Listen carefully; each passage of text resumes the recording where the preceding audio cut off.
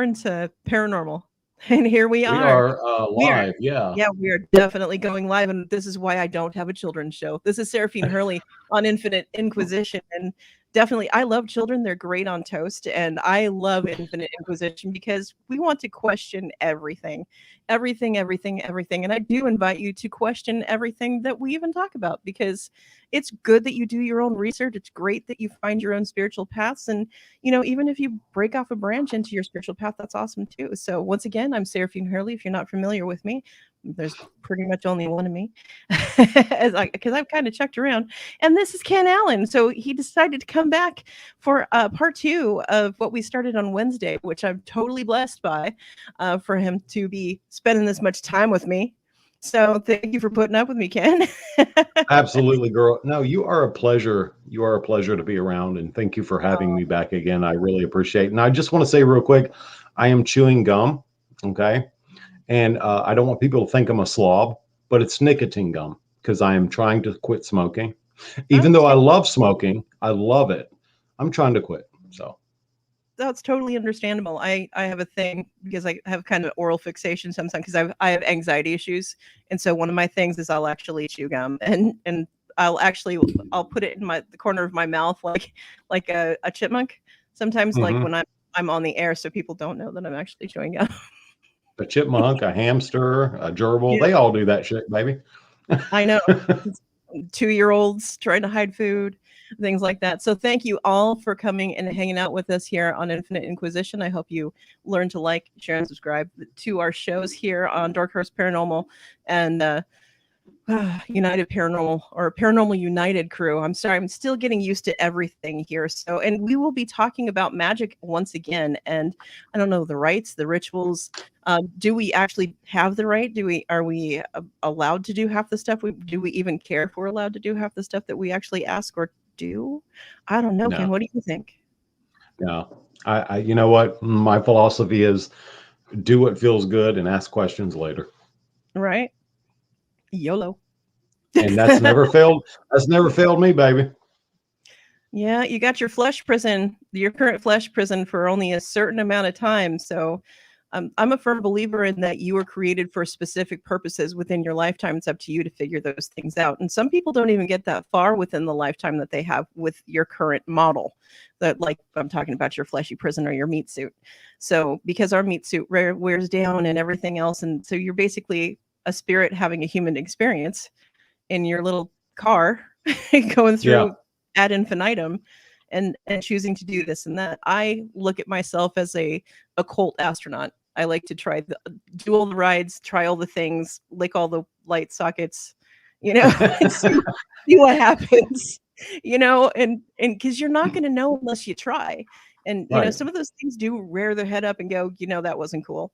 And some things are pretty benign, or you find out that it wasn't as bad as you half imagined it to be. I mean, since I'm thinking about that right now, Ken, has there been an experience for you in your paranormal spiritual journey that you thought was going to be way more heavy than it actually turned out to be? Yeah, there's been a few circumstances like that, but when you're in that moment and when you're doing those rituals and when you're engaging with those spirits or those gods or those demons or whatever they may be, sometimes just to have that contact, that communion, that's enough. That's enough. Truly. Yeah. Because whether they're angelic, whether they're demonic, they're still celestial at the end of the day. Yeah. And so sometimes that's enough for me. Does that answer the question? Yeah, there's no right or wrong answers here either, guys. That there's, even if you're answering a question within the chat or you're asking a question within the chat back and forth, there's no right or wrong answers here. I'm a firm believer in we create and destroy our own paths all the time. And it's perfectly up to you, because I also accept that what exists in my world may not necessarily exist in Ken's world. Amen. And vice versa. Just because it happens in Ken's world doesn't mean that it will in mine. Right. We live in two separate existences. I'll give you a little bit of an example of something like that. As a practitioner of chaos magic, I don't know if you or the audience is familiar with a game called God of War. Yes, I play it all the time. It's a kick. Oh, do you? Kick-ass game, right? Mm-hmm. So obviously, the main guy, his name is Kratos, Mm-hmm. and so I have actually in the past invoked Kratos in a magical ritual setting. I created a sigil for him. I created an invocation for him, and I actually invoked Kratos for powerful protection. And that shit worked, baby. It I worked. don't doubt it.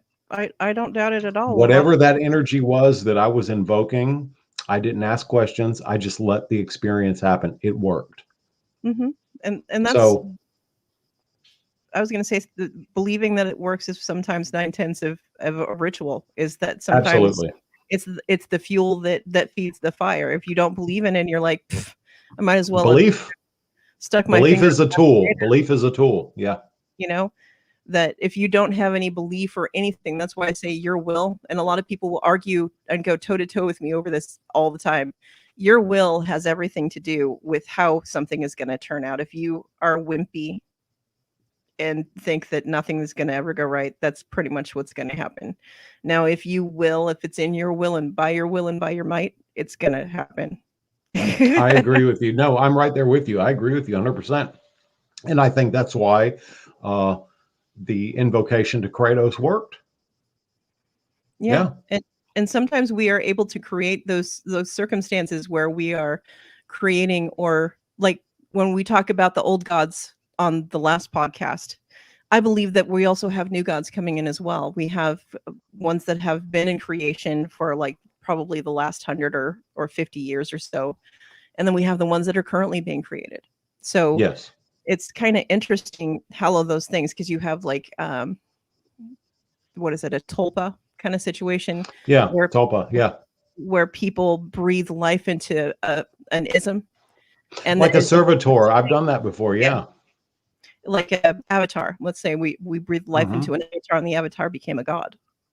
And that's something that could actually very well happen. Yeah, and I believe that, for example, I believe that has happened to this symbol right here. This is Baphomet. Yeah. Okay. A lot of people don't understand what Baphomet really is. They associate Baphomet with being COS. the entity. Yeah. Exactly, Satan. And Baphomet originally was not. Go ahead, baby. No, I was just going to say it's not. I'm just saying it's not COS.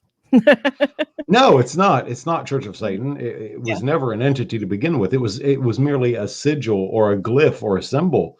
And but I think now, after so many people have worked with it, after the collective consciousness, it has become like a servitor, or more specifically, an egregor. Yeah, definitely. And go ahead.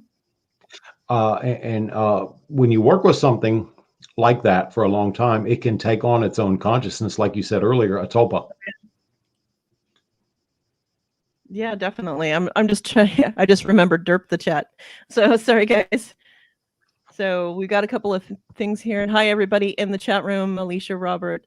We've got Joanne and Joan. And let's see, Alicia. So thank you for joining us. Really appreciate you. Let's see, what else we got going on? I guess Alicia's talking about because you feel negative spirits, something about. Oh yeah, she says my husband believed that because I am in the field, I am inviting negative spirits home with me because things keep happening to appliances, etc., around the home, but I seriously don't contribute it to that. It is possible, baby, that you could be bringing something home with you. It is very, very possible. I'm not saying your husband's right and you're wrong, but it is very possible. It happens more often than you think. Oh, yes. I agree. Totally, it can. Hey, Geraldine, thanks for joining us. Oh, yeah, Satan's real. Jesus is real. Lots of things are real. The Smurfs can be real. As real as, my pinky nail. I mean, seriously, there's attachments. Yeah, there's a lot of things in this world that a lot of people take for granted or think that it's just an avatar. And it's like, and those avatars have actually grown into a lot of things. Joan says attachments, question mark? Oh yeah, yeah, of course. Attachments happen all the time. Good attachments happen too, though, but people don't want to talk about that. They I always know. want to. Let's talk about the negative. Let's talk about this, and let's talk about. I have great attachments. Yeah. We talked about this a little bit, and I'm not going to go completely there. Elementals, yeah, Mhm. but I have a jinn attachment. I have a demon order boss attachment, and Mhm. these guys have done nothing but been beneficial in my life, 100%. So, but yes, there's negative attachments too. So. Yeah, and the thing is that because just because you're having a human experience doesn't mean that it's devoid of any other attachments other than the things that you come in contact with via, let's say, spiritual work or via paranormal investigation or paranormal hobbies or occult hobbies. It's not always that. I mean, I've actually explained to a friend of mine who is also a haunted collector that you could walk into the Pottery Barn and go buy this really frou-frou candle that's brand new and bring it home and find out it's haunted AF. That's I right. mean, and it's just because of the date and time and whatever it became Chucky. You don't it's not necessarily because it's an old item or an old object or it came from a murder suicide or it came from this or that or this really sad scary ghost thing. It could be something completely benign that had this weird attachment and it just kind of is happenstance like a falling star. Hmm. Yeah. I want to say real quick also that um, myself, for example, being someone that works with demons and the jinn and angels, look, you cannot place human morality on something that old and Hi, something Laura. that ancient. You Yeah, can't place human morality on something like that. yeah, and that's what we actually touched on this last week a little bit, guys. And for those of you that didn't join us, that we were talking about these kinds of things that you know people think things are black or white or there's just a middle gray area, and there's not a lot of gray areas. It's either black or it's white. It's one thing or the other. It's either benign or it's not benign. If there's really not it's cute and fluffy and it won't do anything to me. Well, even cute and fluffy things can grow fangs. And that applies to both angels and demons. Yeah. Yeah, Like we exactly. said last, Mhm. Thursday or whatever. Yeah. Exactly. So, I mean, and yeah, they're just different from us, and it because they're not human. That's kind of the suck part of being in our own humanity is that we get caught up in all these things, that the things that make us human and the things that make us think as human beings, and that's another thing I like to try to invite everybody to do.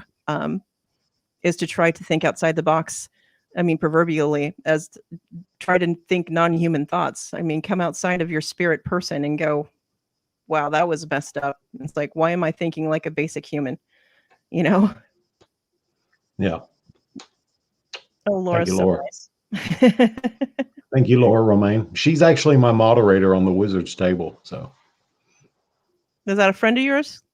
she is. Yeah, she's Oh, a great girl. So nice. And I was looking forward to meeting your co-host, Mistress B, and we're planning on bringing her on with you at some point. She sounds like I actually caught several of Ken's shows before I brought him on, and I really enjoyed a lot of your podcasts. And I really like the way your chemistry works. yeah, she she's a lot more grounded than I am. Obviously, you could tell that by watching the show. But Mistress B, she's a great girl. She's Mhm. younger than me. She's a lot more grounded than I am, and she wanted to be on so bad, but the girl works like 3 jobs, so it's Oh, tough. girl. Yeah, it's tough for everybody right now. It's really super busy. It's not just super. It's stupid busy for a lot of people right now. Yeah, You're either busy or you're not, right? yeah. What box? Anne Marie Young, what box burned it? Yeah, good for you. Yeah, Laura's saying she's a lovely woman. She seems like I don't know her, but I think that from what I've seen, she seems like a very, very good person. She is, and she's extremely knowledgeable about the tarot, very knowledgeable about candle magic, and uh, I can't wait for me and her to actually work together. She only lives like 2.5 hours from me, maybe 2 hours. I don't know, but I'm in Tallahassee area. She's in Panama City. So, but Oh, you know, not with bad. her job and what I got going on, it's hard for us to get together. Yeah, So, I can understand that, but at some point you guys should and see what happens, or maybe schedule some like Chris and Kristen and I have done a few things that have been like we used to get together, and we need to start doing it again, where we just have Skype parties where yeah, we get together because we're all in different states, and we had people from Canada, we had people from the other side of the United States, and we're West or East Coast being represented by me in South Florida and Kristen and Chris in in the northern realms of the East yeah, Coast.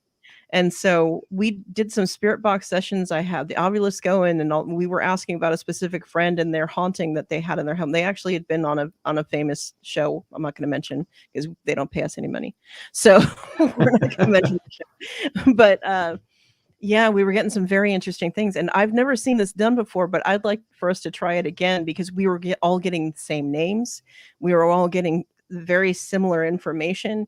And it was quick. It was like bam, bam, bam, bam, bam. And we were doing it for like 45 minutes, and it was like, wow, that was intense. It was really, really cool. But I've never seen any other paranormal group and do anything remotely like it. neither have I. Neither have I.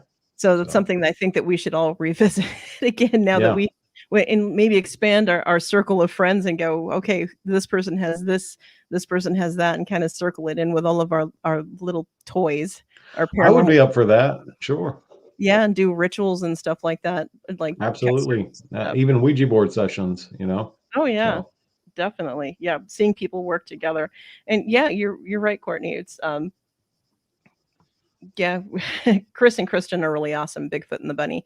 And one thing I was complimenting them on earlier is this is their part of my broader para family, and they're the only para family that I've ever been with that is so chill that we're able to function in our lovely dysfunctional group without backbiting. And I so totally appreciate that because everybody is so incredibly talented and incredibly brilliant and wise, and nobody is trying to, excuse my language, take the piss, yeah. and I really appreciate that, Yeah. Chris and and Kristen are they're wonderful people, and I respect them greatly. So, yeah, totally respect them.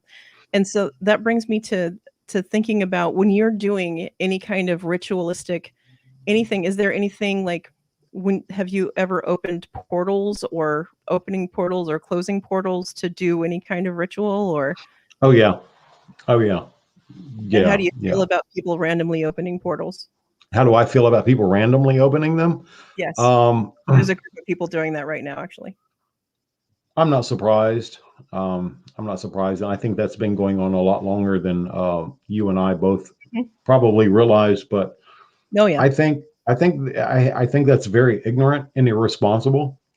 Um, the thing is, are they really opening portals, or are they just, bullshitting themselves? Well, You this is know, true. This is true too, but I have it on authority that a couple of the groups that are actually doing it are actually pretty high level at what their abilities are. I guess And my question would be, for what purpose? yeah, Why are they doing it? that's the thing that creeps me out. It's like, why would you do that when we already have CERN messing with so many things on so many levels? Oh yeah. Oh And it's like yes. CERN is Yeah. doing that. Every time I mention CERN, it gives me the chills. It's like, yeah, Hmm. you got a giant hadron collider. And it's like, you know how many hadron colliders we have on the Earth right now? Do you have any idea? No, I don't. There's How many, 7. baby? There's Really? Yes. Yeah. See, there you go. And There you so go, right there. I think I have a suspicion that they're building one in Antarctica if they haven't already finished it. Because That would make sense. it would make sense Yeah. because they can't run the one at CERN all of the time because they have to cool it down. Right. Antarctica would make sense. Yes. Yeah, absolutely. But it's like opening portals takes like when I open a portal, I have very good reason to do it. It takes all of my energy because I don't work with groups. I've tried that shit. I've tried to work with groups.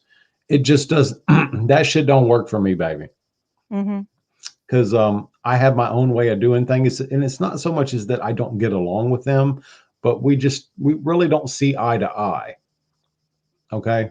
Yeah. There's a difference between not getting along and not seeing eye to eye. And if I don't see eye to eye with somebody, I would rather depart, agree to as disagree. friends, right? Yeah. Agree to disagree and go on and do my own thing. But yes, I have open portals. I open portals when I utilize my black obsidian mirror. Mm-hmm. Those are my favorite. Yeah, they are. They're great. And I've got one over here, but I got a lot of crystals sitting on top of it because I got a spell working right now. But cool. You can open a portal working the Ouija board. You can open a portal by employing a digital recorder. So opening a portal is not that difficult. But if I want to open a portal to actually bring an entity to me to manifest in front of me, like we talked about on the last show, Paimon, for example, that takes a hell of a lot of energy. And in some cases, it takes sexual energy, autoerotica. Yes. Autoerotica. Yep. It does. It do. The autoerotica is some of the most powerful energy you can put out or offer to an entity. Mm-hmm. It's one of the few things that we don't have in common with the spiritual realm is that humans do sex things and spirits do things differently. Yes, death does open portals, and sexual orgasm and death are very close. Similar. Very close. Yes. Mm-hmm. So when you're doing whether it's sex magic with a partner or multiple partners, or if it's autoerotica. Yep. Holy OTO. There you go. What's that, baby? Is it Holy OTO, Batman? Yeah. But yeah, and I mean, I know a lot of people aren't so comfortable with that, but that's why I was touching on that last time. It's like when you're doing certain rituals, they call for certain things besides blood. Sometimes they require secretions that are not easily just got, let's just say. Exactly, Joan Nakamoto. I love her last name. She knows I do. That's why they call it the little death. 100%. Yes. Yes. That is why. Mm-hmm. Most definitely. And so I'm sorry if other people find this a little bit offensive, but it's just the truth. It is the truth. The truth. Like I said, this is why I don't have a children's show. We're just and I don't either. So it's just the truth about the occult, and that's what I'm all about. If you want to talk about it, we're going to talk about it. That's why you hear about it. That's why we hear about it. But as someone who practices magic, yes, you're right, Gerald. The occult or whatever, I'm not ashamed of sex or sexuality. No, me either. That's like whatever you want to do, as long as you're not hurting nobody, you go on with your bad self. I don't care. Yeah. I don't care how you identify. I don't care whatever you want to do, as long as you are not harming somebody against their will or hurting children. You do, or animals. You do whatever you want. Right. Leave the kids alone. Leave the animals alone. Yep. Do your own thing. If you're two consenting adults. Yep. Do whatever you want. Do whatever you want, baby. Whip it, beat it, smack it around, lather it up, as long as it's consensual. Yeah, whip it, beat it, smack it, kiss it, love it, hug it, bop it, twist it, flick it. Throw you a trip. Hell yeah. I have met my match tonight. It's the jacket talking, I think. Is it? It must be the jacket talking. That's great. But yeah, that what we're talking about, it's like Geraldine said, love is pretty powerful. Love is absolutely powerful. And that's one of the things that we have going for us as humans. And that's one of those emotions aliens don't have. Well, some aliens do, but it's different on a different level that humanity does. That we love, have different levels of love. And, you know, I mean, some of it is pretty trite and some of it is very, very deep. Oh, I want to real quick. Lorianne Sweet says spectrophilia. It's basically sex with spirits. Yes. Yes. Oh, and we talked about that the last time I was on. Yeah, that's both of our favorites. Yes. It is 100%, baby. Woo. Yep. Manifest that shit. Yes. Yes. It's amazing. Yes. Spectrophilia is extremely powerful. You can get into, you can do rituals and get into a state of consciousness where you do have sex with spiritual entities, and not all of them are human entities. Yes. And in fact, the ones that I've been there, I can guarantee they probably are not. Same here. So, and that's the thing is, and that's some of the most, and I have to say that some of the most powerful adult, let's say, experiences I've ever had as an adult have been with entities that are not human. Mm-hmm. And that will blow your mind. And I'm not saying go ahead and try it out. I'm just saying that I'm here to tell you that it's one of those things that'll spin your head around. If you've never had your head spun before, spiritual, doing it with the spirit's definitely one of those things. Yeah, it's try to do the things. It's the closest thing to being a divine entity you will probably ever experience as a human being. Yes, and talking about being one with the spirit. Hello. All right. Oh boy. Oh boy. Yeah, we're getting hot in her. We got to hook her up. Right? Yeah, we could write a book on it. Definitely. But when we're talking about spiritualism and things like that, and I know that we had a question a little bit ago. Where would it go? Oh, Robert mentioned something about the Dybbuk box. Ken, he wanted you to say something about it. Yeah, Dybbuk box. So I'm not extremely knowledgeable about it, but it's Jewish. Comes from Jewish mysticism, witchcraft lore, things like that. There are many Dybbuk boxes in the world. Yes, there's many types actually. Right, many different types. So I don't know if I'm completely qualified to speak on that, but based on what I do know, go ahead, baby. No, go ahead. I'm gonna wait for you to finish. Okay, so based on what I do know is like some Dybbuk boxes were created to like during the Holocaust. Mm-hmm. There was a specific Dybbuk box that was created, and a spirit was called into this. It was like a little wine cabinet or whatever to protect these Jewish people from the Nazis. And apparently it did work because this Dybbuk, this entity, did kill the Nazis who tried to come after these Jewish, and they were witches. They were witches, these Jewish witches, and it killed them rather horribly. Rather horribly. So. Oh yes. And a Dybbuk, they conjure them for it's kind of like calling it a Jewish conjure box of sorts, where you know how in Hoodoo and Voodoo you have conjure jars.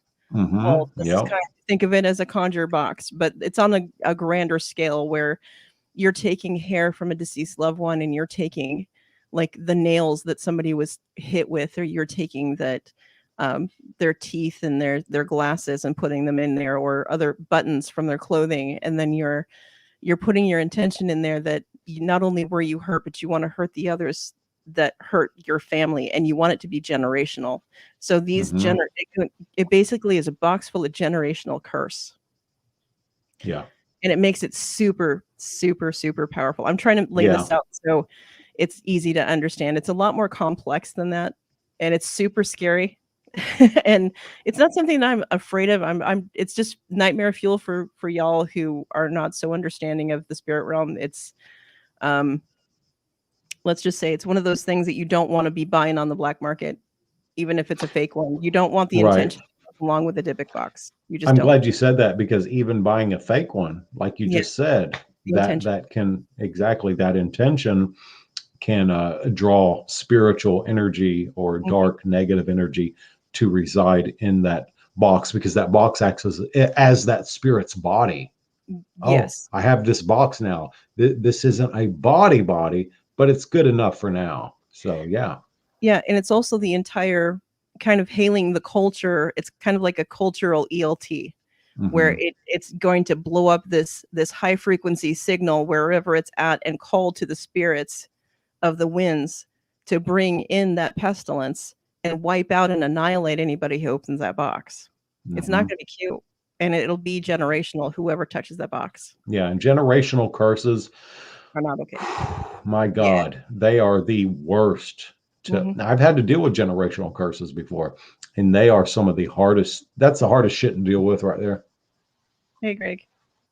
I just saw Greg saying hi, everyone. Oh, what's going on here? It looks like a hoodoo Yeah, jar. Is that you, Chris? Looks like a hoodoo jar, baby. Yeah, it does. Looks like I see a green, maybe a money drawing, or maybe a sweeten his heart. Or screw him up, one of the two. I didn't see any nails in it, so no, or I glass. didn't. I was looking for that too. I'm like, I don't see broken glass or safety pins in there. So, Speaking of that, witches bottles. I don't know if your audience is familiar with witches bottles, but witches bottles are some of the best things that you can have as a preventative on your property, not just to prevent living people and the police, living people like, assholes, the police, and even evil spirits from coming on your property. I have a witch's bottle buried at the entrance to my property. And what I used was an old, well, not old, but an empty Patron bottle. They're pretty bottles, right? Yeah, I collect tequila. Patron's my favorite. Okay. And so it's thick glass and it's got that big bulbous looking cork on the top of it. So you just take it and you put nails in it, rusty nails, broken glass, anything that's jagged and sharp, even jagged rocks, and then you piss in it. The property owner, in my case, I'm the property owner. The property owner is supposed to piss in the bottle, and then you bury it at the entrance to your property. I just use post hole diggers, but I also went a few steps ahead and I colored the cork black with paint. Black is a deterrent. A lot of people think black is evil. Black is no. Black is for banishment also. But I buried that shit, and I had this guy one time show up at my house and wanting to collect money from a cell phone back in like 2009. Now keep in mind, at this time it was 2016. I'm like, dude, I don't answer to your authority. And he just got this look of absolute horror on his face. This was a big guy. He was a serious debt collector. And I was like, I don't recognize your authority, is what I said. Now, keep in mind, between me and him was this witch's bottle. Okay. And as soon as I said this, I couldn't believe it. He got this look of extreme horror and fright upon his face. He got in his fucking black Camaro and he drove off like a bat out of hell. Oh, wow. That's powerful. That's definitely powerful. The things that I see, like when I go to Louisiana, things like that. I don't know. You've probably seen these. I don't know. Do you go to New Orleans at all? It's been a long time since I've been there, but yes, I have been there. And in fact, the last time I was there, I went to Madame Saint. I call her Saint Madame Marie Laveau. I went to her grave, and I did some petitions there. This was before you had to go with a tour guide, right? They've changed the rules since then. Oh yeah, but I went to her. Yeah, I went to her grave, and but yeah, I love New Orleans. I wouldn't want to leave there. I live there, but it's a beautiful place. I love it. Oh yeah. I was gonna say one of the things that you see pretty common for guardians by the door side, on properties or whatever, pretty unassuming, is like a coconut, and people would not think anything of it because coconuts are pretty much everywhere here in Florida and anywhere in the South, all the way up to North Carolina. But you see these coconuts and they're actually guardians. So you're going to take a coconut and you're going to feed it. You're going to put your intentions to it. You're going to pee on it. It sounds disgusting. No, but it's real. Yep. It's a dummy that you're going to put your spirit into, and it's going to watch your door for you and your property. And I've created entities like that before, and like poppets. Most people call them voodoo dolls, but I've created poppets, and I would. What's that, baby? I make puppets. Yeah. Okay. And I have filled mine with Seiðr. It depends on what I'm going to do is what I fill them with. But I have some, let's just say I have some around my property, and I have some filled with Seiðr. Seiðr is incorruptible. Seiðr is a deterrent. Seiðr is a banishing and cleansing, et cetera, et cetera. Also, real quick on the New Orleans thing, I use a lot of red brick dust. Oh yeah, me too. A lot of red brick dust. Red brick dust is very powerful for protecting and creating barriers around your home, banishing entities, people, witchcraft, stuff like that. So, And I also use graveyard dirt. Yes. And crossroads dirt. Yep. Crossroads dirt, or we call flue powder. Yep. We use a lot of that kind of stuff too. I believe Joan said something about what about haunted objects being in museums? How do you feel about that, Ken? What do you think of haunted or possessed objects being slain in museums? It could be. Yeah, absolutely. It could be. The right person or wrong person walk by. Sure. It could influence them. Absolutely. But you know what? Museums don't care about that. So, and that's why I'm leery about some of the stuff, because I've thought about having a small museum myself, because I'm about to come into a bunch of other stuff to add to the stuff that I've already got, because for those of you that don't know, I am also a haunted collector. But hey, Amanda. Hey, Valerie. But the thing is, I started taking in haunted items more as a keep you from setting them on fire and having the spirits coming after you and your family members. And I would just take them in. It's not something that I decided to all of a sudden buy things randomly off eBay. People have actually gifted them to me because they were too dangerous to keep with families. Well, that's kind of like what Ed and Lorraine Warren did. And a lot of people put Ed and Lorraine Warren down, but I actually think Ed and Lorraine Warren were good people. Yeah, they were Catholic, and they believed in what they believed, but so what? That's their business, right? Oh, yeah. But I think they did a good job. In fact, I was on the phone about right before we came on. I had just gotten off the phone with Andrea Perrin. Oh, wow. Yeah. What a wonderful, wonderful person she is. She's very sweet. Yes. She is a wonderful lady. And we talked for about an hour, and we talked about everything from Native American spirituality to Corona, et cetera, et cetera. But anyway, I think that Ed and Lorraine Warren were very, very legit and very valid people. And I think that they did a good thing whenever they kept all these haunted objects inside. I don't know if it was really their home or wherever, but they kept it under lock and key. So, and then you have people like, I'm just going to say it because I'm Ken Allen and I don't give a shit. Then you got people like Zach Bagans who put that shit on display and make money off of it, baby. Yeah, the thing is, I'm not going to be a hater. I'm going to say he's got quite the collection, but one of these days, something's going to bite him in the butt. And I say that loosely because I get bit every once in a while from my own collection. But he has got so many things that you can't deny. I mean, a lot of people are like, well, not all of it's got to be haunted. It's like, not all of it's going to be on fire all the time. I can tell you that right now. But some of it's going to be having its period sometimes, and you're going to not want to have it around. I don't have nothing against him personally, but just some of that shit in that museum that people are being exposed to is detrimental. Detrimental. Yes, like the devil's chair has actually killed somebody. Yeah. Absolutely. It's like, I don't know that I'd be, even with it signing a waiver in my own, if I had a museum myself, I don't know that I would do something that dangerous. But this is me. It's my personal. I'm not getting down on them. I'm just saying that I don't know that I'd be comfortable with somebody killing themselves over wanting to be close to a chair that was possessed or was part of possession. Yeah. Yeah. Right. Exactly. I know the chair that you're talking about. Yeah. Robert, is there a difference between a psychic and a mystic, or the same thing? It depends. You didn't need to preface your question. Psychics can be mystics, but a mystical path is somebody who's basically been a mystic almost their entire adult life, and some of it's not psychic. A lot of it has to do with your spiritual path. Absolutely. Kind of like being a magi, where it's all riddles and rhymes and poetry and spiritualness, and kind of like being a guru, but more, I would say, prolific. So I agree with you.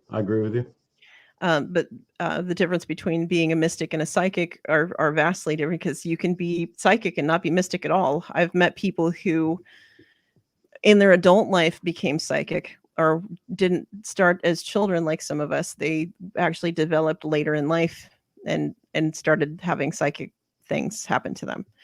And some of them are not spiritual. I've actually met somebody who's an atheist that's psychic, and I'm like, so you're an atheist, but you have things happen to you that are beyond your absolute control. That's kind of interesting. See, there's different types of atheists, though. I've met a lot of different atheists in my life. I used to be great friends with a guy who was an atheist, but he was a Buddhist too. He was very deeply spiritual, but his atheism, he simply did not believe in God. He did not believe in a supreme being, but he did believe in spirits, spiritual energy, and a spirit world. So.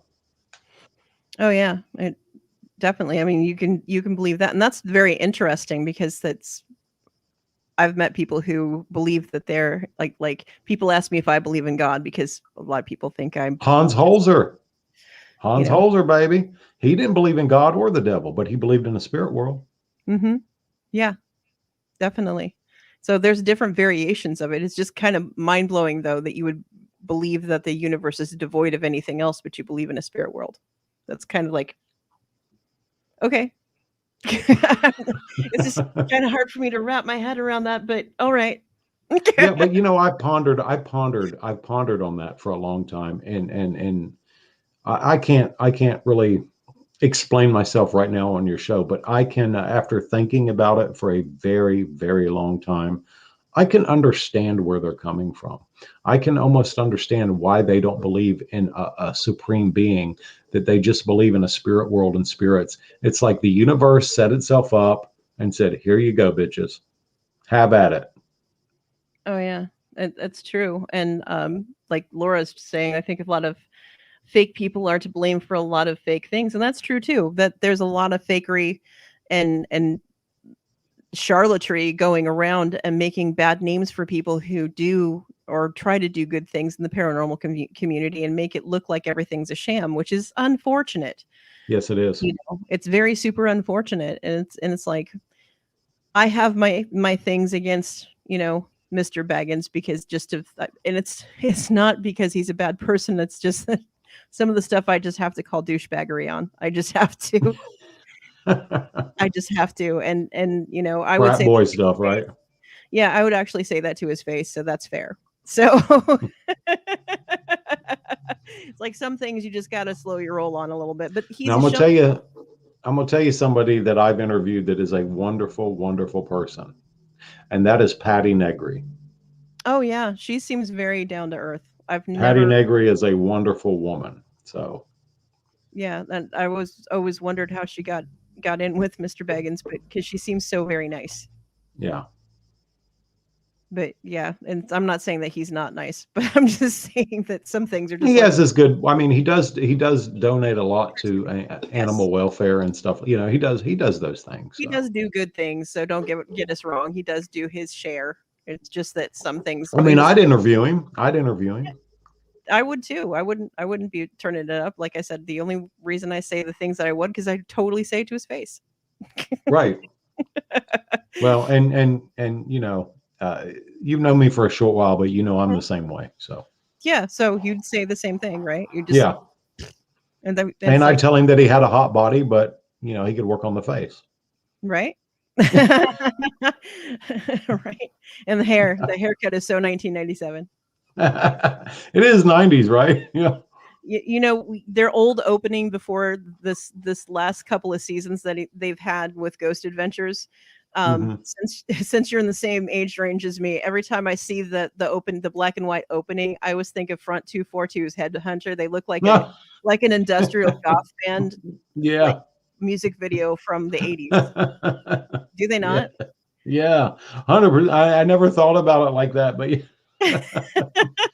oh shit, you're right. Black with the baggy jeans and the baggy you're right. sweatshirts. I never thought about it. Yeah, you're right. Goth industrial swagger going on. Just thinking, now you're never going to watch the opening again the same way, are you? Never. Thanks. I sure as hell won't. Oh, Laura, a lot of times people like us have abilities pressured into proving to them we aren't fake.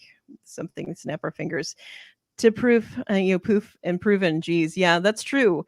I actually had this I'm sure you get this conversation a lot, Ken, where I talked to somebody who's got some notoriety. And he's like, I'm totally over it with the psychic thing. He really likes this one psychic really a lot. And he spent literally his entire life spiritually on the psychic realms and things like that. And he actually worked for the government doing it as well.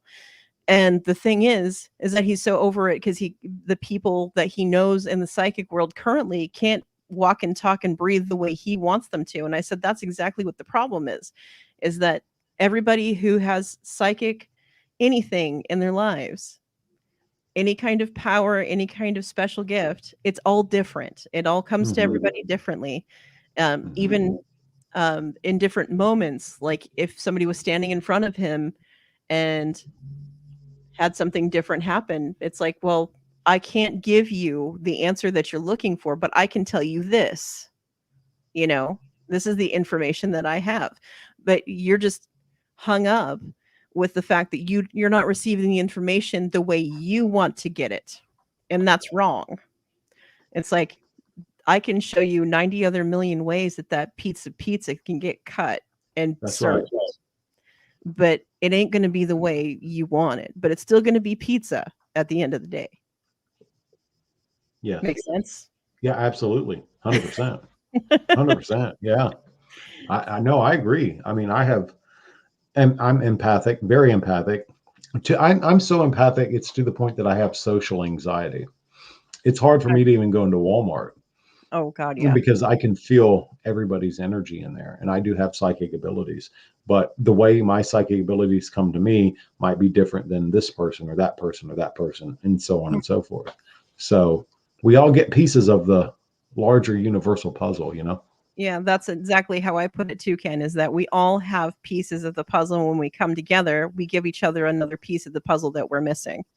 And so it's kind of, I believe that we're all destined to meet in different ways to give each other that piece of the puzzle. Even if I just met you at 7-Eleven in passing, I may not know it at the time, but you gave me a piece of the puzzle I was missing, and I didn't know it. You just held the door for me. But now I'm sitting in my car going, wait a minute. Yeah. We all get things from people, and we don't understand that we're part of the bigger universal picture, and we're all in each other's lives, whether we want to be or not. That's why it's important to not go out of your house and be a douche the entire day. Yeah. Let's see. What was that? Psychic, something about a psychic message? Let's see. I had to go back up here. Side note, don't know if you saw Messenger. Let's see. Thank you. Let me check. Thank you, Courtney. Anne Marie. Right now. Go back. Groceries are my enemy. Oh, thank you, Courtney. Chris did let us know. And Chris and Kristen, if you want to come on at any time, you feel free to come on. Our parafamily join us here for a roundtable. We can talk a little bit longer since there isn't another. Yeah, that would be great. That would be great. I'd love to, like we always do. So Chris and Kristen, if you have some availability, and thanks for Courtney letting us, reminding us. I'm sorry, Courtney. This is lame. I really don't see very well, and so it's kind of hard for me to check messages back and forth because it's hard to refocus my eyes. So I'm really not trying to be lazy. I just can't see. I've seen. Oh, I'm so in the same boat, Saraphine. It's unbelievable. You'll see me like put my glasses on, take them off, put them on, take them off. Like after a podcast, because it's just not that functional.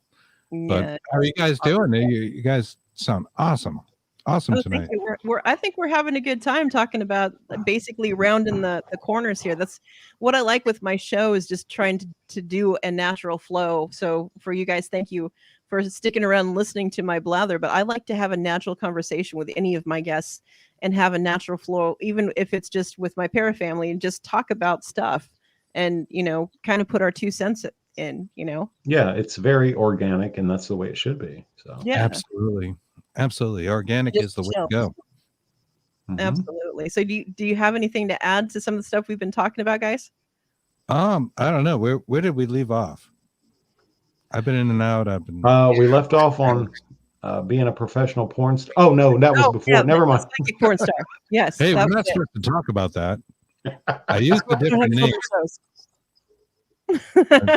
Psychic porn star. Jiggler or something. No. Hi, Kristen. I think you're muted, Kristen. Yeah, she's muted. Oh yeah, no, thank you for inviting us to come on. Of course. On your show, we really appreciate this, and you guys sound awesome. I love what you're doing. We're getting to the grit of things. We're talking real stuff here. Yeah, we like to talk about the real stuff. We like the real around here. Dark Horse Paranormal. We like the real stuff. The real stuff. We like to make people a little squidgy in their drawers. Yeah. Especially, you both of you do.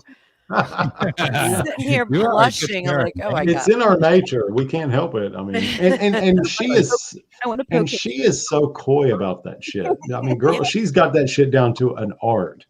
She doesn't even smile when she says half the stuff she does. Nope, that's our Sarah. Or see how many times I can say Uranus in a sentence. Oh, you mean Uranus? Uranus. Oh, now Uranus. Like, when did that happen? I missed something. That was 3 years. No, that was 4 years ago on L&M, and I stood in for the great what's his face, and I had 2 hours, and I even did the news, and it was one of his most highest rated shows he ever freaking had in the existence of his prowess, let's say. Wow. And one of the news things, and Katie Kamara can tell you that I said Uranus about 32 times during that news broadcast, and I did not crack one smile. Wow. All right. Was a space probe going by Uranus? Yeah, I was trying to fit probing in too, but you're a better person than me. You're a better person than me. Because I would have went very dark with that.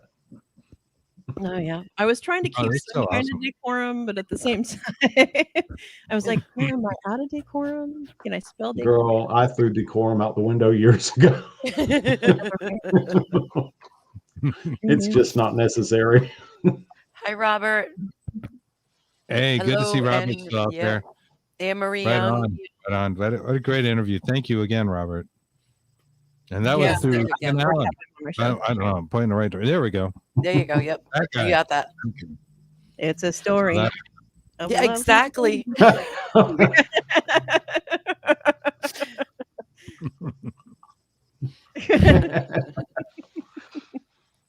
But yeah, we were talking about magic and mysticism and the occult, and a little bit about New Orleans voodoo and hoodoo, and some things about demons and haunted things, and I heard coconuts. douchery. Yeah, coconuts. I heard peeing on things, and I heard douchery. So yeah, that's good. Yeah. Well, that's the jar, right? And I've made those jars, and yes, I make the jars. The nails, you want the piss, you want all that stuff. And they work. Well, you heard us talking earlier. You heard me talking about when the debt collector came. Yeah. I'm not kidding. He looked at me, and I could not believe this guy's face. And he ran off in terror, got in his Camaro and just hauled ass.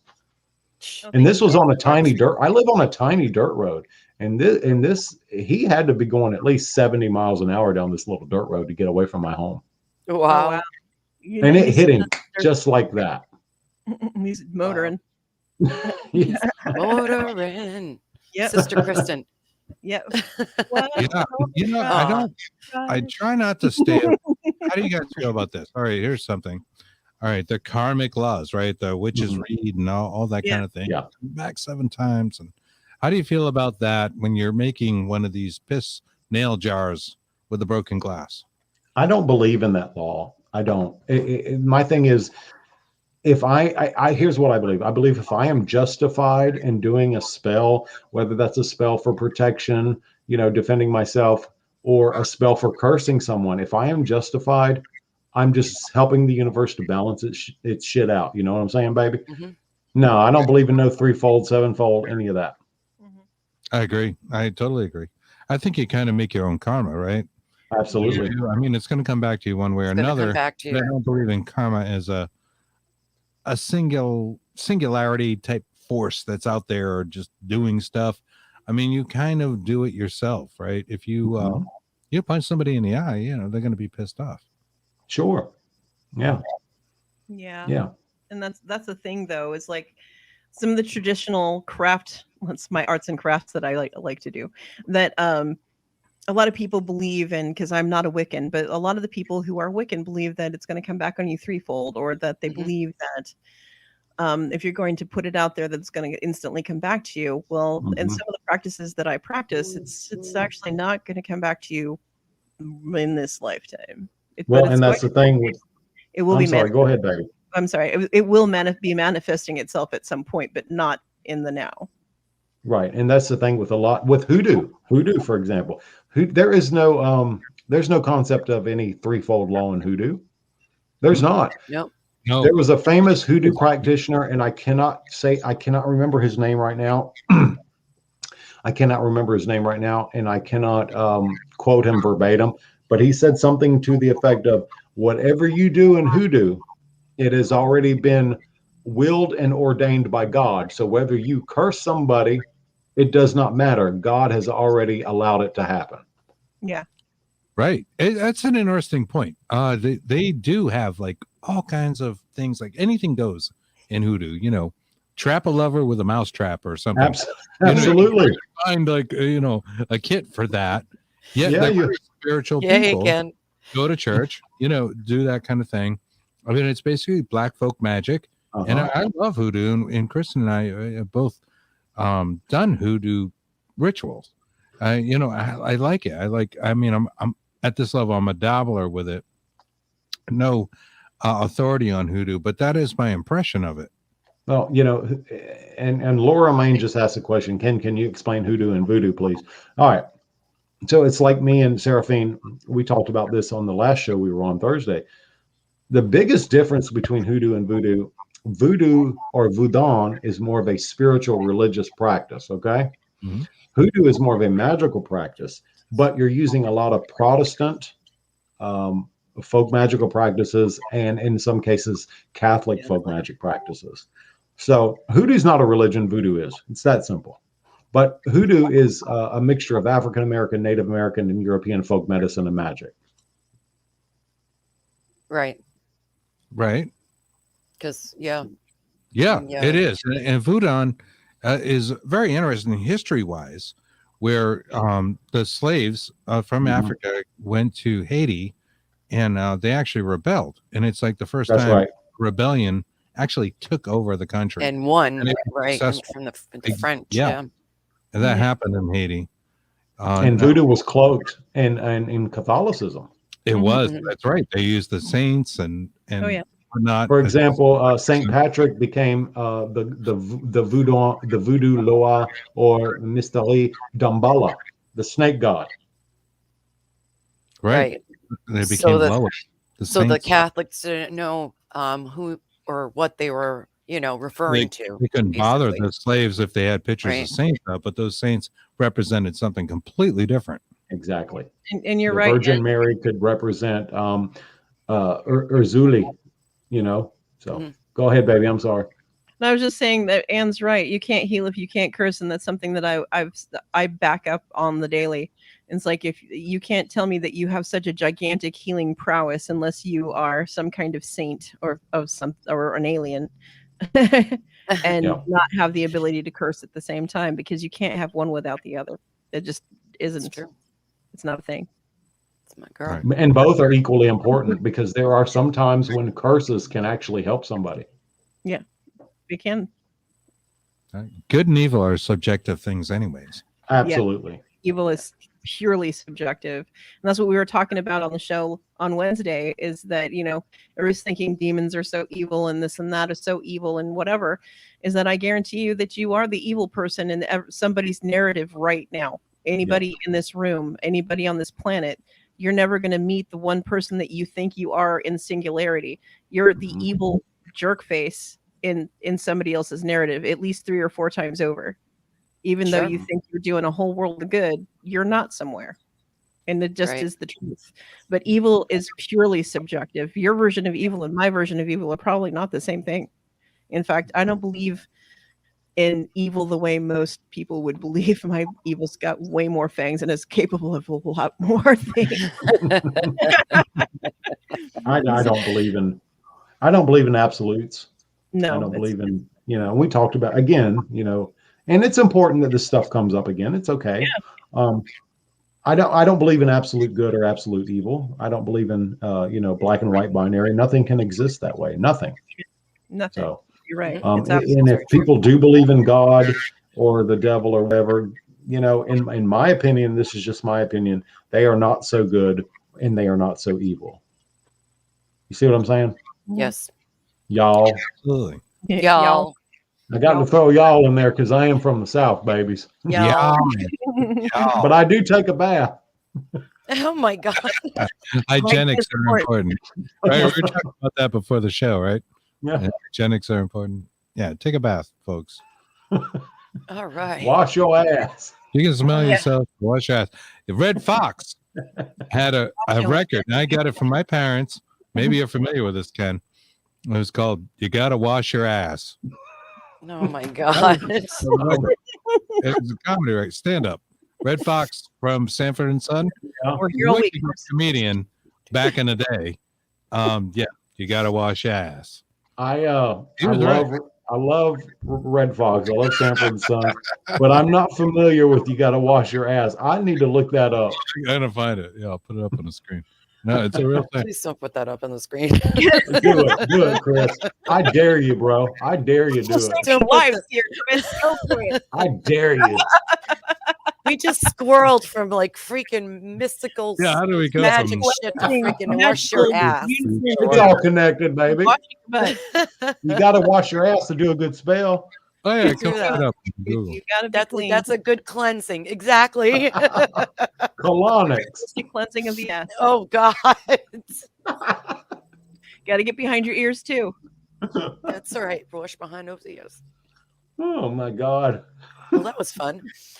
Chris, you're really Right? looking that up, aren't you? Yeah, she's looking it up. See now, see if it I on was his face. there, this wouldn't be happening. Where are you anyway? I'm home. We Oh. don't live together, so yeah, at the moment. So I'm home. I have my own house. A lot of people don't know that. So I didn't know that. I can't Yeah. find it. I thought y'all cuddled every night. Yeah. There it is. You got to They do. wash your. Sanford and Son.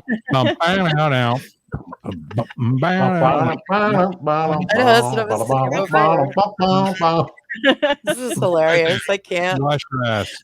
You got to wash your ass, baby. Nice. That's great. I'm gonna look that up. I need to watch that. Hi, baby. Yeah, that's Oh, your my baby. God. I see her. Stinky butt. She got a bath. I bathed the cats and her. We washed. Yep, I washed the cats and her. Yeah. Robert Riggy says, I was in Vegas many years ago and I went to one of Red Fox comedy shows that lasted 3 hours.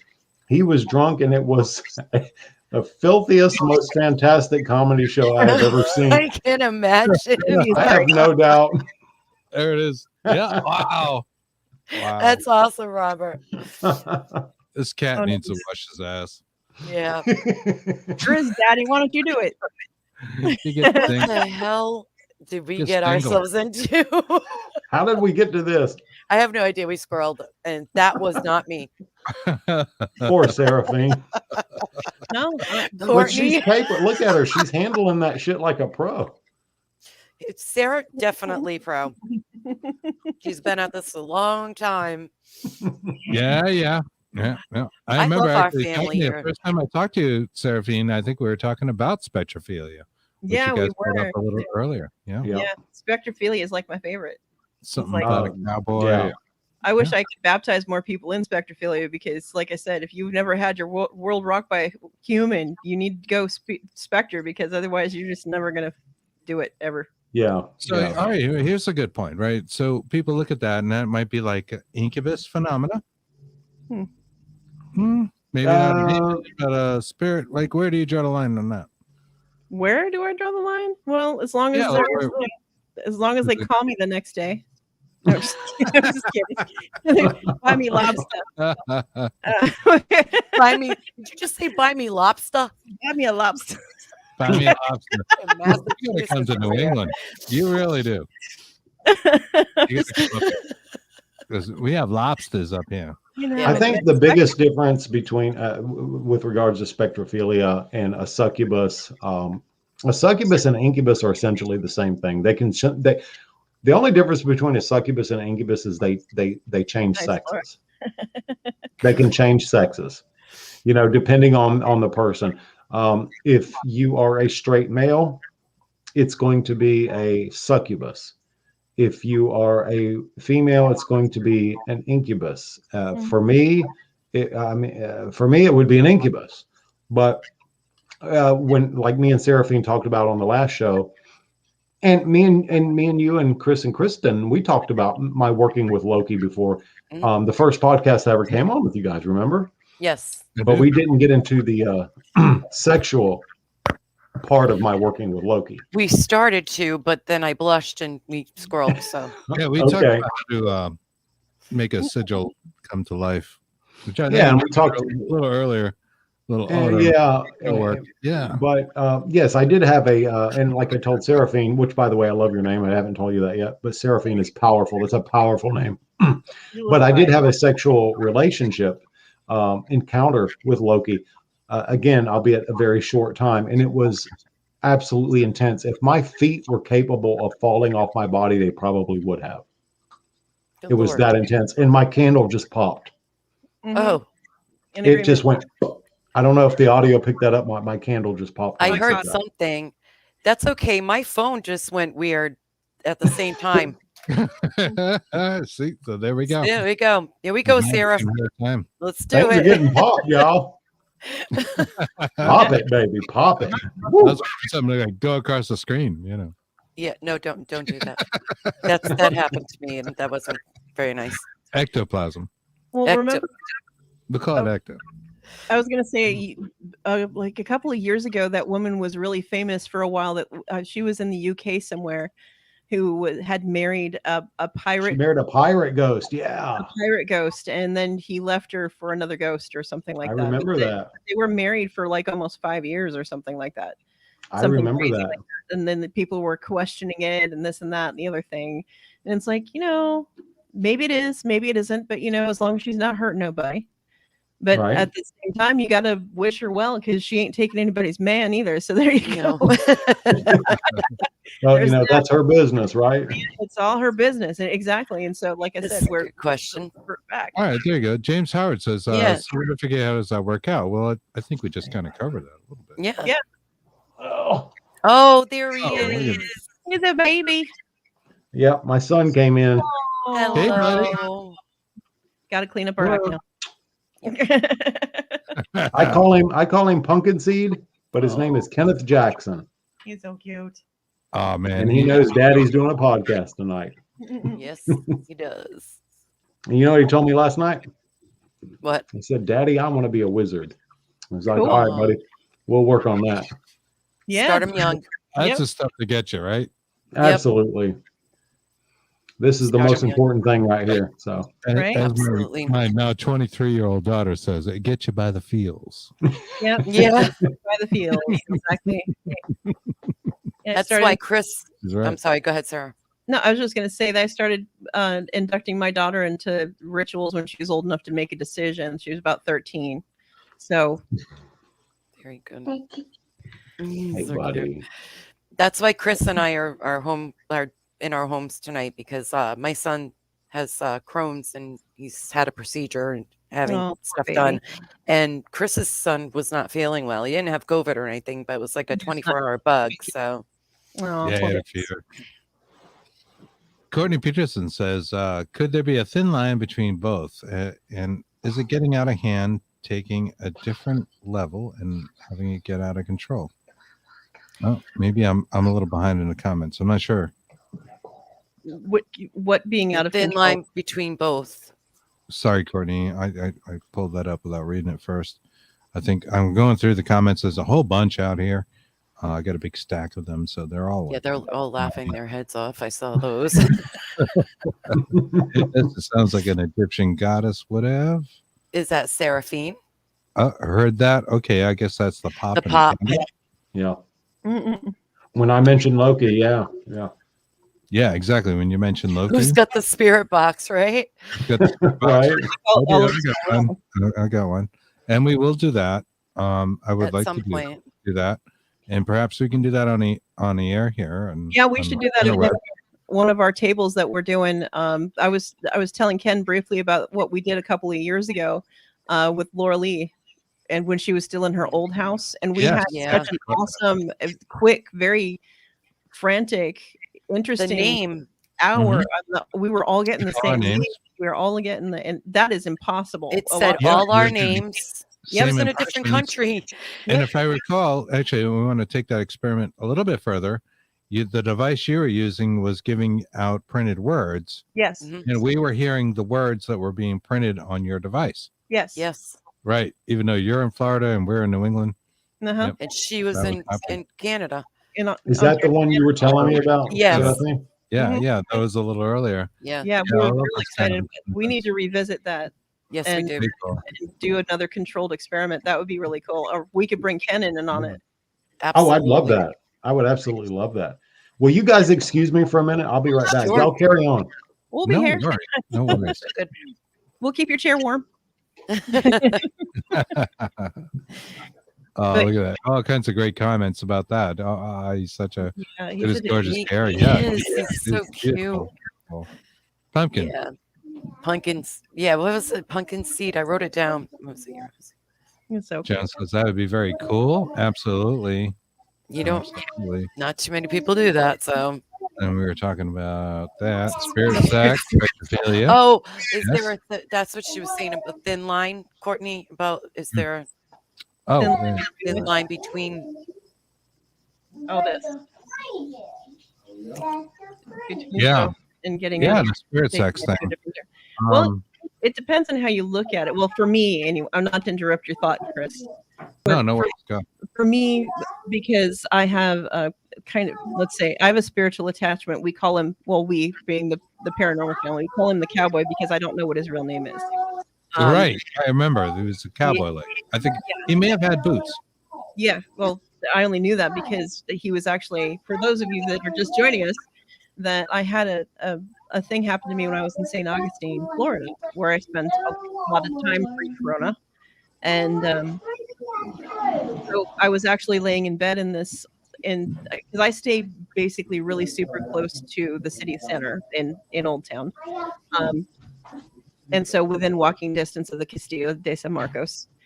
And I was laying in bed after I'd actually come home probably almost 3 o'clock in the morning from an investigation. And you know how you're laying there and you're not really sleeping, but you're just you're aware of everything. And you're not even dropping into REM sleep. You're just kind of like, I'm trying to fall asleep and I'm just not okay. Maybe I can fall asleep. And all of a sudden I felt a big man standing over the top of me, like I'm laying on my back on the bed in the hotel room. And there's a man standing over the top of me and I can feel his boot spurs against my knees. Oh my God. I can see him standing over the top of me in my bed. Wow. And he's looking at me and I'm looking at him and I'm like, okay, he didn't break in. I would have heard that, and he's as real as Chris. I was going to say, was he a full-bodied apparition? Full-bodied apparition. Oh, and he's looking at me and I was so curious that I forgot to be scared. I'm just looking at him like, should I be scared? Should I be disturbed by this? But this is really freaking cool. I'm just going to be like, and he looked at me and I looked at him and then he looked at me.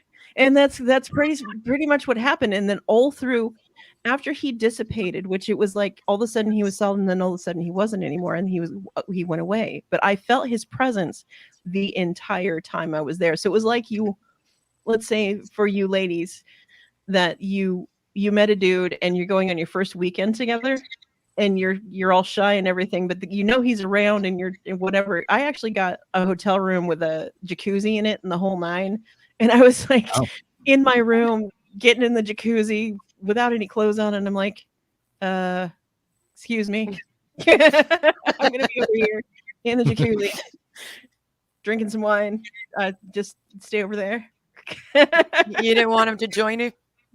No, because I was still learning about him. I was like curious, but at the same time, I'm like, because it wasn't, I hadn't done anything spiritually like that or anything. I wasn't curious in that way. And that's when it started. And he didn't leave me that whole weekend. And I was there 4 days. Wow. And I felt his presence really super heavy. And it's like at night, one of the nights I felt him like standing by the bedside looking down on me. And I'm That's like, so creepy. Oh my God. and I Like, I kept want to rolling sleep. over, I'm like, I want to go to sleep. Will you please either get in bed and lay down or get out of the room? One of the two. Right. Right. Now, Is your it's either creepy or endearing. I know. Do you- It's like, go ahead. think There's a he good side haunts that room itself, or do you believe that he was kind of an in and outer, I a don't drifter, as they know, call him? because an in or outer. Well, yeah, I it's can think like you the can third accept time that. I stayed in that hotel. Stop that. It's like the third time. And what's behind the hotel is the old jail. Oh, And that's the Oh. thing. The gallows actually faced my room. that makes Yeah. sense. The gallows are right behind the room that I was staying. I almost got that room almost every single time for 3 times in a row. And after that, and I didn't have spiritual relations with the spirit for like another year or so after that. Mm. So we got to know each other before that, I guess, is what you probably say. Sure, So yeah. I'm not I think what like a lot of people who are watching, I mean, it and was worth Familiar who with want to you. know when they watch this back is like, how was it? I was really upset that I had to wake up and deal with being a human again. It really sucks to have to go back to reality after all of that. That's like, Wow. So in that state, and when you were in that state, I'd like to ask you this: were you kind of in a semi dream state? Were you, from what like, I not understand, quite, like I'm making coffee and washing the dishes, or were you like laying in bed and just kind of like really in a relaxed state? I was actually in a relaxed state, and this is how it happened. I was in a relaxed state. I just had a bath and everything, and I was laying on my bed, minding my own business, listening to music. And the next thing I know, I'm no longer listening to music. I'm getting busy. I'm like, well, there's nobody here to get busy with, so what the, It's like, Right? but I'm like, Yeah. this is so good. I'm going to keep going with it. But I couldn't see his face. I could feel his body, but I could not see his face. But it was very real to you, and this sounds Interesting. a lot like alien abduction phenomena as well. Almost, yeah. But Yeah. the thing is, as after I the think they're fact, related. but the thing is that I can tell you what his body felt like. Like if I encounter the person, because if it's not the cowboy, and it was kind of like a waking dream of being with somebody in the ether, which was kind of a sneaking suspicion too. Because I haven't been with a human person in almost 13 years. So the thing is that, My God, like a virgin. yeah, it's because I know people to freaking touch me. Unless they want tied up, they can just stay over in that corner. So the thing is, I just would rather, deal with spiritual people, because all of the douchewads that I've dated, it's like, I don't want to pay your car payment. I don't want to help pay your alimony. I'm not going to pay off your last engagement ring. I'm not going to pay your child support. So, at this age, it's like, unless we're going to dinner or going to a concert, I really don't give a crap. Because I don't need nobody. I really just don't, It's one of those things. But when you're dealing with the spirit realm, and I've had other instances, but when you have a spiritual contact and that that it was spirit, not anything else, it's that, when it first happened, I was like, should I be disturbed by this? But then it felt so incredible that it's like, this was like the ultimate treat ever, ever, ever. Take the best spa day you've ever had in your life, and then have like the best orgasm you've had in your entire existence, and cross those two, and that's pretty much what it is.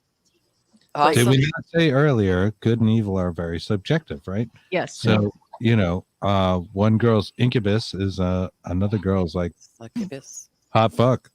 I know, right? Or die. I don't care if he's got 8 arms and tentacles and 6 eyes. Oh, That was good. Cthulhu, right? Right, Cthulhu. So I wanted to share with you guys real quick. the Goetia hymns. I don't know if you guys are familiar with this book. You got a little face. Yes, Yeah. you got a little face with you. The Goetia hymns by Reverend Cain. And a book that accompanies it is The Goetia Devils, also by Reverend Cain. Nice. Now, this book right here, it's a great book, especially if you're into demonolatry. It's basically petitions to the goetic spirits without having to go through all the rigmarole of extremely complex ceremonial magic, okay? Mm-hmm. And I'll read one to you if you guys would like. Oh, of course. Sure. I like Oh, magic sure. stories. Okay. Here's one right here. Can't see it, but I'll read it. Uncle Ken's going to read us a bedtime story. Yeah, this is a bedtime story. This one is called In Soot and Shadow. And this is to the demon Murmur. Murmur, Duke of Hell, enlighten me, this apostle. In soot and shadow, I welcome you upon my left-hand path. Murmur, may you bless me with your wickedness and guide me to the blackened fruits of knowledge. I, and then it has a place for your name. I, blah, blah, blah, seek your mastery in my unhallowed studies of necromancy.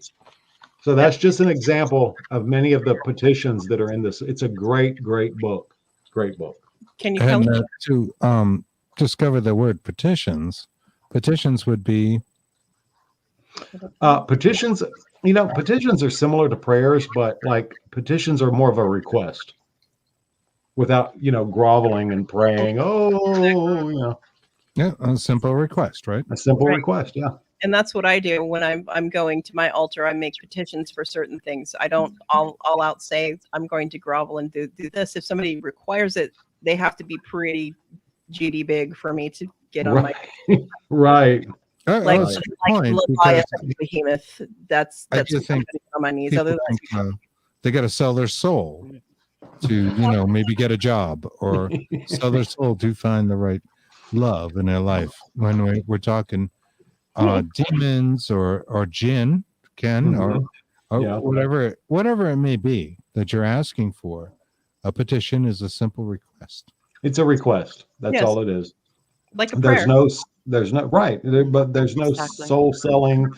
There's no sacrificing of animals or people or virgins, if you can find a virgin today. But there's none of that shit. You don't have to cut your wrist or commit suicide or any of that crazy shit. You don't have to kill a chicken and spurt its blood against a tree and dance naked in the forest for 12 nights in a row. Come on, You that's don't do all that. Well, ritual magic can be quite complex. yeah, Oh, it is. And we'll You call know, it. Demonolatry is kind of a simpler, more direct route. I know the book on Jinn, and I forget the other's name that you recommended to me, Ken. Yes. I did some of that, and they were kind of along the lines of the Ascanali stuff. It was more direct. It didn't involve me waiting to the waning moon on the 13th of December and whatever year that might have occurred. Mhm. The removal of the chicken organs. None of that was involved. Casting of the entrails. Right. Yes. The entrails. Yeah. Exactly. And I buried at a crossroads, which I do happen to live at a crossroads, by the way. Very interesting. At the top of the hill in front of a river. And I don't know if that means anything, but That's actually pretty powerful, bro, especially since you got a water source there. Yeah. Yep. yeah. That's a water source, depending on which way it's flowing. Mhm. Kristen Yep. will attest to the weirdness here. But of course, she lives in her own haunted house. So I'm sure we There's a all home sweet do. home at home. Because I do think being a practitioner of any sort, being involved in the paranormal to a big degree, is necromancy at the end of the day. And nobody likes to admit this. They don't Thank talk you. about it True. on TV, but it is. If you're asking a spirit to talk into a box or manipulate your radio, Absolutely. you are doing necromancy, Necromancy. folks. Yes, you are. Yes, and I've said that before. If you're using a digital recorder, if you're using a spirit box, and if you're asking that spirit to, even if you're lighting a candle and you're not using anything, if you're just simply asking that spirit to talk to you, that is a form of necromancy. And I've told other paranormal investigators that too, and they usually don't have any comments. But I'm very proud of you, Chris. He's so cute. He's making faces. Is he? Yeah, he is. He's awesome. So this has been great, guys. You know, I know it's getting late, and we'll call it a night. But we're still looking forward to doing these group chats again. Yeah. And Infinite Inquisition, baby. Yeah, and Absolutely. thanks Table, baby. for being on the show with me on Infinite Inquisition, and thanks for taking us out on our official first Saturday that I've been on, and thanks for listening, guys, and being such awesome chat group, and being we love listening to your questions, and please make sure to like, share, and subscribe Ken Allen's podcast, The Wizard's Table. And Ken, where they can find you? They can find me on Facebook. Just type in the Wizard's Table podcast. They can find us on YouTube. Same thing, the Wizard's Table podcast, and on Spotify, the Wizard's Table podcast. And thank you, everyone who supports the Wizard's Table. And wash your ass, baby. Amen. Wash your ass. Amen. My God. Love it. Thank you again, guys Courtney be back. Peterson and our pun family as well. You're awesome. Love you guys in chat. Thank you, Joan, Anne-Marie, Courtney, Laura, everybody that's out there. Robert Riggy. Yeah. Thank you. Yeah, Robert and everybody, Amanda, Joan. Thanks, guys. Yep. Joan, Joanne. Good night. Everybody, Thanks stay again. safe. Good night. Thank you, Saraphine. Thank you for listening. Good night.